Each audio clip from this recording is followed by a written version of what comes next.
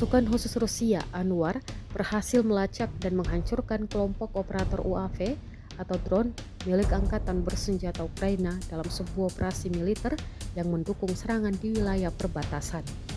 Dalam laporan visual yang beredar, pasukan khusus Anwar terlihat menyusup dan menyerang langsung ke titik vital, yakni pos komando yang menjadi pusat kendali pengoperasian drone Ukraina. Rekamannya diunggah di Telegram Senin 21 Juli 2025. Serangan tersebut berhasil melumpuhkan para operator UAV, menghancurkan peralatan kontrol mereka, serta merusak posisi pertahanan Ukraina di lokasi-lokasi. Operasi ini merupakan bagian dari dukungan langsung terhadap serangan darat pasukan Rusia dengan tujuan melumpuhkan kemampuan pengintaian dan koordinasi udara pihak Ukraina di garis depan.